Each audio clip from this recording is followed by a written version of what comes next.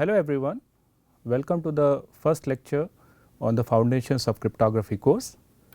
The plan for this lecture is as follows. We will discuss what is cryptography, why cryptography is important, what are the goals of cryptography, and we will see some of the advanced applications of cryptography. So, since the title of the course is Foundations of Cryptography, let us first try to understand the importance of strong foundation. So, if you see these two buildings, pictures of these two buildings, you can easily understand that if you want a long lasting building, then strong foundation is very important. So, why cryptography is important?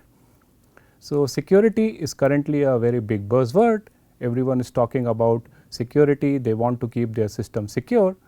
So, cryptography on a very high level is the science of keeping data secure from unwanted or untrusted entities, and it is highly relevant in the current context of digital age, where things are becoming digital slowly and slowly, and as a result we have large amount of data floating around at various places. So, if you consider the first two world wars, the roles of physicist and chemist was very central, and it is predicted that if at all there is a third world war, then it will be a cyber war, where the role of information security experts will be very crucial. So, cryptography is the foundations for information security, and if you want to become a good information security expert, then it is very important to have strong foundations for cryptography. So, the objectives of the course are as follows.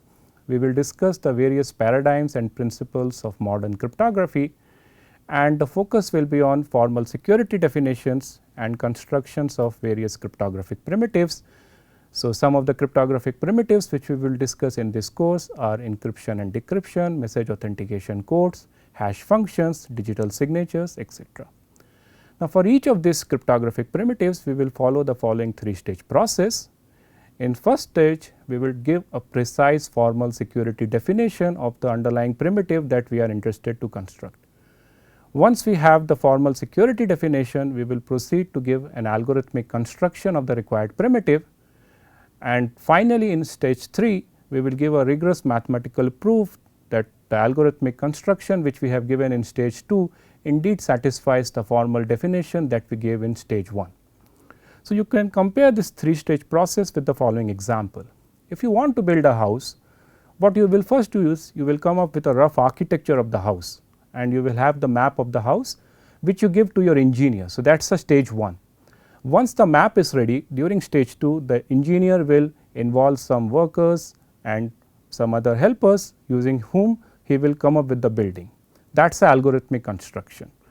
And in stage 3, once the building is ready, you will indeed verify that the construction which the engineer has come up with indeed satisfies the architecture which you actually specified during stage 1. So, that is a three-stage rigorous process which we are going to follow in this course for each of the cryptographic primitives that we will discuss. The expected course outcome are as follows. We expect at the end of the course participants will be able to understand a significant portion of cryptographic standard and research papers. We hope that participants will get a feel of how the various cryptographic primitives that we will discuss in this course are integrated in some standard secure communication protocols such as SSL. We hope that participants will be well equipped to understand advanced cryptographic research concepts and primitives, and in general participants will get a better understanding of concepts related to network security, information security and computer security in general. So, as far as the course syllabus is concerned, the tentative syllabus is as follows. Roughly the course is divided into two parts. The first part is going to discuss symmetric key cryptography, where we are going to discuss perfect security, pseudo-random generators, stream ciphers, pseudo-random functions, block ciphers, message authentication codes, hash functions, and some of the practical constructions of block ciphers like DES and AES. In part 2, we will be discussing about asymmetric key cryptography, and some of the topics which we will be covering in part 2 are number theory, Diffie-Hellman key exchange protocol, Al-Jamal encryption scheme, RSA encryption scheme and digital signatures. We will be following the following references in this course. So, the course will be mostly based on the book titled Introduction to Modern Cryptography by Jonathan Katz and Yehuda Lindell, and this is really one of the standard textbook which is widely followed, and I recommend everyone who is interested to learn cryptography and foundations of cryptography to purchase a personal copy of this book. You can also follow the book on cryptography theory and practice by Douglas Stinson. You can also refer to the book by Professor Nigel Smart titled Cryptography and Introduction. The first version of this book in fact is available free to download from the author's home page, and you can also see the following interesting book on graduate course in applied cryptography by Dan Boneh and Victor Shoup. Again, the draft of this book is available free to download. And you can also refer to the handbook of applied cryptography by Menges et al., which again is available free to download. So, these are some of the important references which we will be following in this course. Of course, if you do the Google search, you can come up with plenty of other important references which you can follow for the various topics which we are going to follow in this course. Right. So, now come back to the question of what is the main application of cryptography. So, the central problem that is addressed by cryptography is that of secure communication.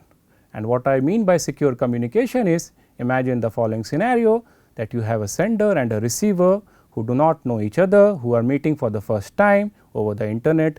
They do not share any kind of pre-shared information, and they are connected by a public open channel. So, the main goal of the cryptography is to somehow convert this public open channel connecting the sender and the receiver into some kind of virtual secure channel through which sender and receiver can do secure communication.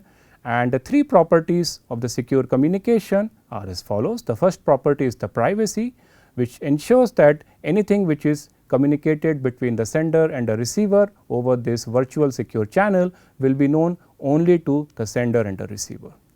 The next property of the secure communication is the authenticity, which ensures that any message or any packet which comes to the sender over this channel from the receiver is indeed confirmed that it is indeed originating from the receiver, and there is no third party who has introduced those packets on the behalf of the receiver and forwarded it to the sender. And the same guarantee will be given at the receiver's end as well. And the third property of the secure channel will be the integrity property, which will ensure to the sender and the receiver that no one has tampered upon the contents of the packets which have been communicated over the channel. So, on a very high level, the cryptographic primitives that we will be discussing in this course will give you the effect of converting this public open channel into some kind of virtual secure channel, and no third party will be able to identify what exactly is flowing around through this secure channel. That is the main application of cryptography, and which we are going to rigorously discuss in this course. But what I would like to go through the next few slides is some of the advanced applications of cryptography. The main idea is that I want to give you a feeling of that how cryptography can be used to solve varieties of other kind of real world problems apart from the problem of secure communication. So, the first advanced application that I would like to discuss upon is that of cryptocurrency. So, before going into cryptocurrency, let us understand the two important properties that are satisfied by your physical cash or fiat currency. So, the two properties are, it prevents double spending. That means, it is impossible for you to create Xerox copies of a physical note and spend it at multiple locations. So, that is a double spending problem, and physical cash ensures that indeed double spending is not possible. And the second property of the physical cash is anonymity. That means, if I am using a physical currency and spending it for some transaction, now my identity will be preserved, but because no one will be able to track down my identity, who is spending that currency and so on. So, that is the anonymity property. So, the question is, can we have a corresponding digital version of the physical cash? And when I say the digital version, what I mean is that now a bit string will act as a currency, and using this bit string I should be able to do transactions at any merchant site. And when I do a transaction at any merchant site and try to spend this binary string as a currency, the anonymity property should be achieved. That means, the merchant should not be able to identify the owner of this so called binary string or the digital currency.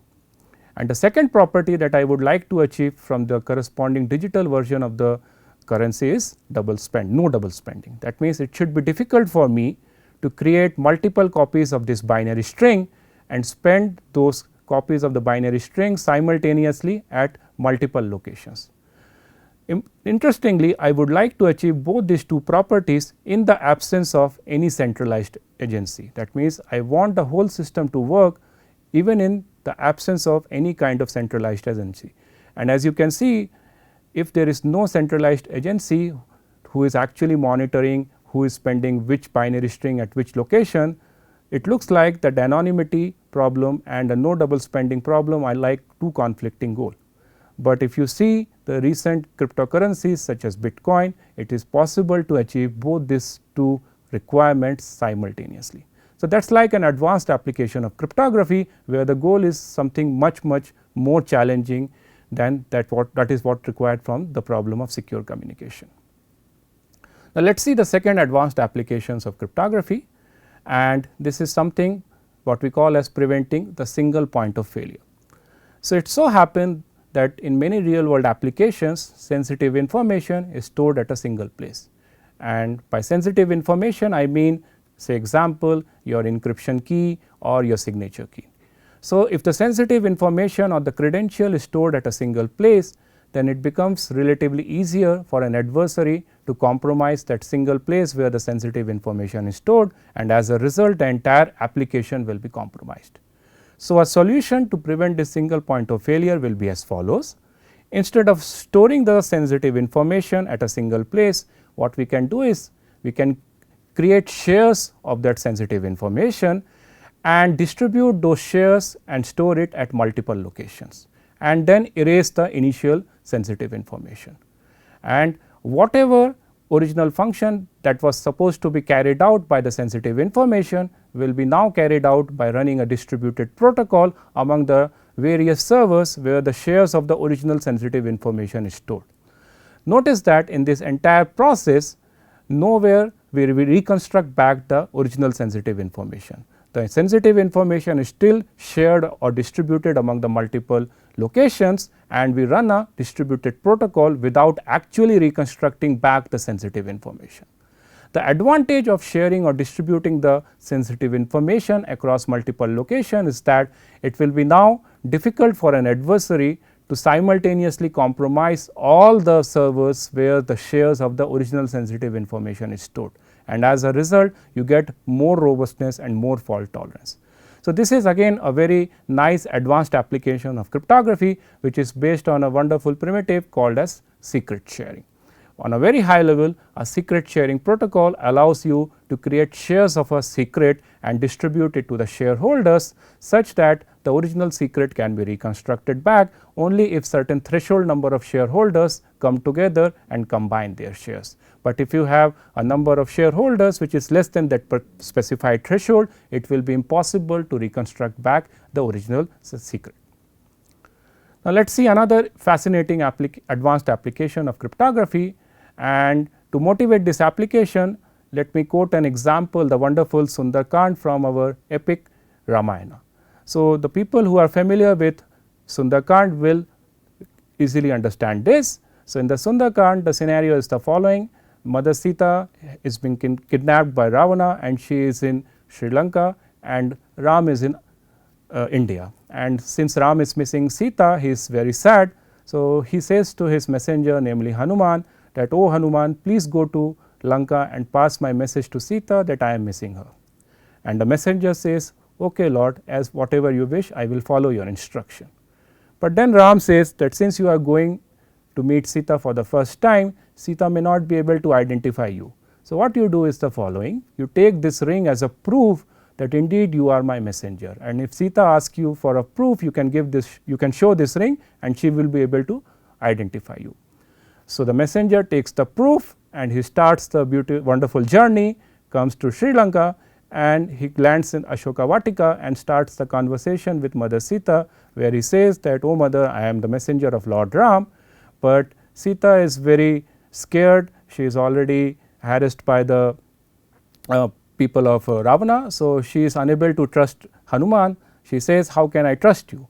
So, here Hanuman shows the proof, namely the ring that Ram gave to Hanuman, and as soon as the ring is shown to Sita, she happily identifies the ring and says, yes, I know this ring very well and indeed I trust you. So, in this example, the ring serves as a proof which is given and shown in clear by the messenger. The messenger is making a statement or a claim that he is indeed the messenger of Ram, and to prove his claim he is actually showing the proof in clear, namely the ring. And that was possible in the age of Satyuga because people were indeed used to speak the truth, but showing proof in clear is very dangerous in the current world of Kali Yuga. So, now the question is it possible for Hanuman to prove his statement, namely he is the messenger of Ram, in a zero knowledge fashion? And what I mean by zero knowledge fashion is the proof should not reveal anything about the ring, and it should only prove the statement that Hanuman is indeed the messenger of Ram. That means no additional information about the ring should be leaked through the proof, and more importantly, if Hanuman does not possess the ring, then while giving the proof he should be caught and should be rejected. So, a zero knowledge proof system or a zero knowledge protocol ensures a prover to prove a statement without revealing anything about the proof. So, now let us see an application of zero knowledge proof in the context of computer science, namely in the context of cryptography. So, imagine Alice and Bob are two entities, and say Alice has picked two large prime numbers P and Q, which are random prime numbers P and Q of say 512 bits each, and she multiplies the primes P and Q to obtain the number n. And she makes a claim to the Bob that, hey Bob, I know the prime factors of n, and Bob says, well, I can check your claim provided you show me the factors of n, because indeed if Alice knows the factor and if she shows the factors P and Q to Bob, then Bob can himself multiply P and Q and check whether the product is indeed equal to n or not. So, here P and Q are actually the proof which Alice can show to Bob, but a zero knowledge protocol will allow Alice to convince Bob that indeed she knows P and Q without actually showing P and Q. So, people who are familiar with RSA public crypto system, they can relate this example to the RSA crypto system, because in the context of RSA public key crypto system, n is actually the modulus and it is part of the encryption key which Alice possesses, and it will be publicly available, whereas P and Q will be part of her decryption key which will be available only to Alice. Now, you might be wondering that why Bob himself cannot factor out n. Well, it is believed that factoring large numbers is indeed a computationally challenging problem. Now, let us see another related application of zero knowledge protocol. So, here the scenario is the following. So, imagine Alice has created an isomorphic copy of a graph which she possesses. So, what I mean by isomorphic graphs is the following. If you consider the graphs G1 and G2, even though structurally they are drawn in a different manner, property wise they are same. That means they have the same number of vertices and they have the same number of edges, and more importantly there exists a bijection, namely a one-to-one onto mapping from the vertex set of the first graph to the vertex set of the second graph, such that the following relationship hold. If there is an edge between the node u comma v in the first graph, then there exists an edge between the mapped vertex u and the mapped vertex v in the second graph, and a vice versa. In that sense, these two graphs are isomorphic in nature.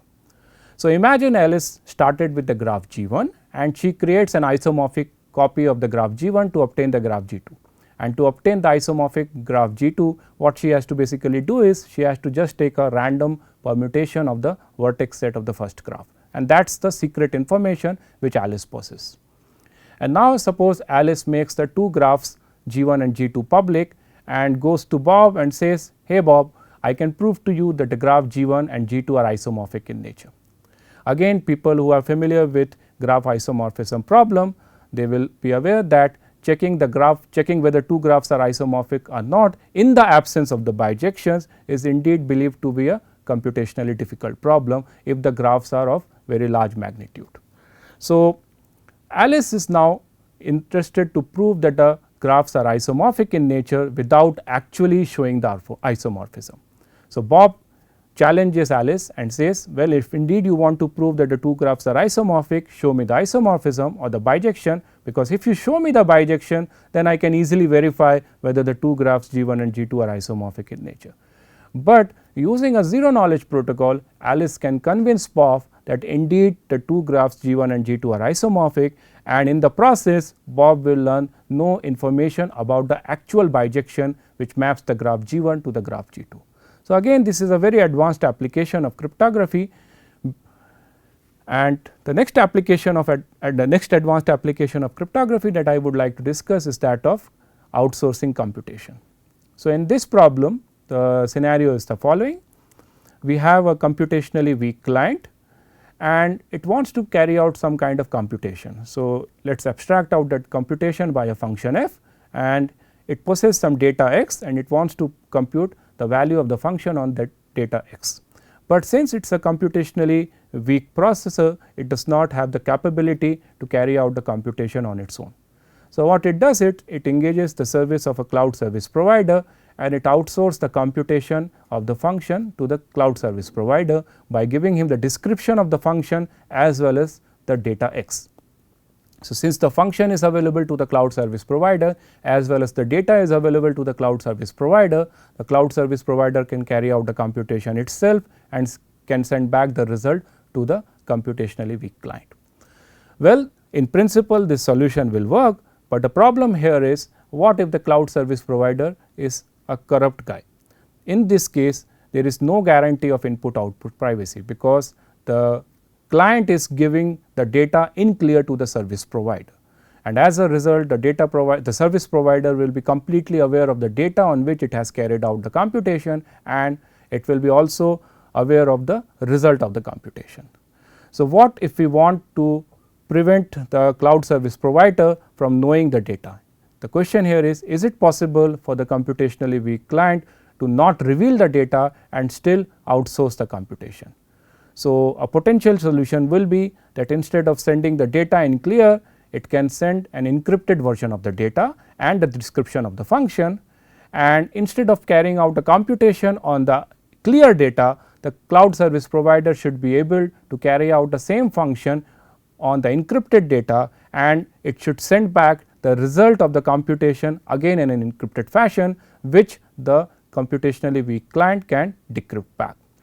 So, now you might be wondering, what is the problem with the proposed solution? The problem here is that since the data is now available in an encrypted fashion, how can a cloud service provider can carry out the computation without knowing the data? So, till 12 years back this problem was believed to be a very difficult problem, because we do not have any form of encryption which can support this proposed solution. That means, there was no form of encryption scheme where it is possible to carry out the computation on the encrypted data.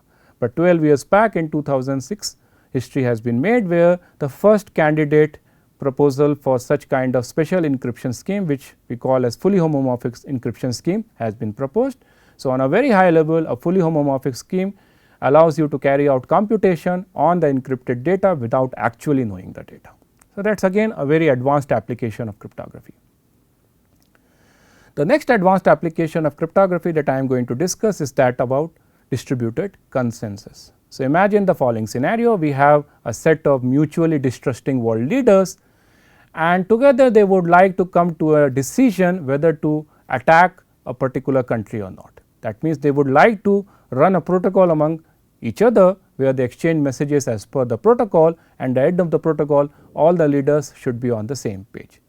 So, the abstraction of this problem is what we call as distributed consensus problem, and in the distributed consensus problem we have a set of n mutually distrusting parties, and t of them could be corrupt, and each of the party has a private bit which could be either 0 or 1. For example, in this specific context, 0 means not to nuke attack the country, 1 means to attack the country. So, each entity has a private input, and the goal is to run a protocol among these entities, so that at the end of the protocol all the good entities should be on the same page. That means, they should obtain a common bit as the output. That is the agreement property I require from the protocol. And the second property I require from the protocol is that if at the beginning itself all the good entities were on the same page, that means they all had the same common input, say B, then the output of the algorithm should be B only. So, that is a validity property. So, I need a distributed consensus protocol which should provide me the agreement property as well as the validity property, and we have many well known distributed consensus protocol available, again which is a very advanced application of cryptography. And the final advanced application of cryptography which I would like to discuss is kind of holy grail problem in cryptography or in secure distributed computing, which is called as secure multiparty computation or MPC in short. The problem description is the following. Imagine we are given a set of n mutually distrusting parties who are present across different portions of the globe and they do not trust each other. So, imagine the parties are denoted by P1 to Pn and each party has some private data. It could be a bit, it could be a database, it could be any kind of data. And there is a common function f which is an n-ary function. By an n-ary function I mean the function takes input from the n entities. So, the goal here is to come up with a protocol according to which the parties exchange messages with each other such that at the end of the protocol the following two goals should be achieved. The first goal is the correctness, namely the good guys should be able to obtain the output of the function on the inputs of all the parties, irrespective of the behavior of the bad guys.